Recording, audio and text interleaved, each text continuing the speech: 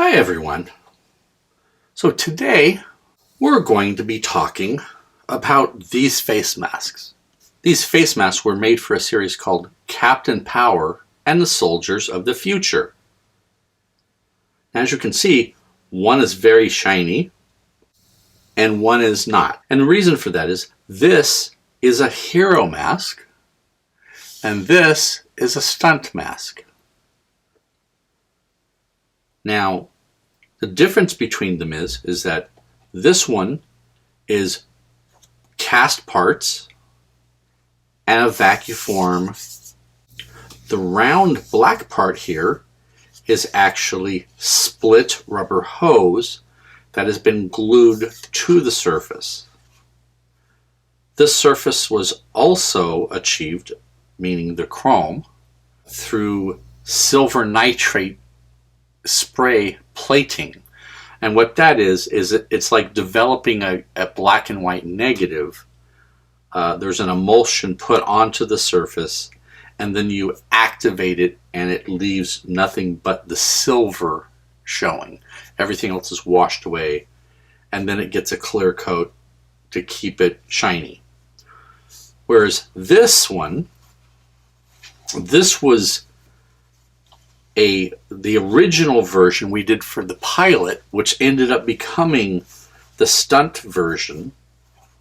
And what it was is a actual mask for like a filtration mask that would have two cylinders here with filters in them.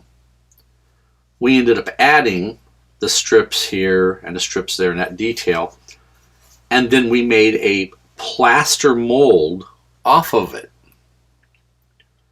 which then allowed us to make latex, yes, latex, not a urethane rubber, but latex versions of the mask. And this one actually has much more ventilation than the hero mask. The hero mask only has this orifice that will allow air in and out. Whereas this one, for the stunt guy, we wanted to make sure he could get plenty of air, so he had 3 points of being able to breathe, here, here, and here. So after this was cast and trimmed down to where we wanted it, we sprayed this down with a mixture of silver powder and I believe Prozade, if I'm remembering correctly. I may be wrong, but I believe that is the correct way that we did it. And then we simply took other acrylic paints and painted the things that we needed to. And on set, it was an easy touch-up for a piece like this because you could just take a black marker and hit the areas that were flaking off, if at all.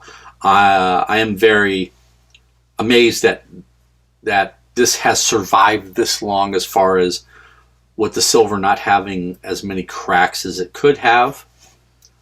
And usually when you have a metallic powder that you're applying to a actual latex part, it has a tendency to quicken the breakdown of the natural rubber product. Now, this, of course, has been in a sealed baggie inside of a dark box for the past, I don't know, 30 years, I guess is what it comes down to be. As well as this one, this has some little bit of wear here and there, where it's been rubbed, and you can see where the clear coat is coming off of the surface. So in some cases, or here, for instance, it's that silver nitrate coating that was on there is actually even gone now. In reality, I think they're actually in very good condition for what they are. So these are part of what few pieces I have from way back then. When I was first starting off in the film industry, This was a really fun project. I actually had, my friend and I had been working with Landmark Entertainment, trying to get them to accept our bid to make all these suits. And in the end, they went with someone else.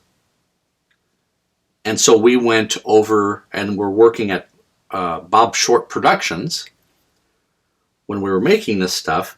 And we were working on Beetlejuice when this came through the door, because the person that they had chose to do the costumes wasn't going in the direction that Landmark Entertainment wanted them to go.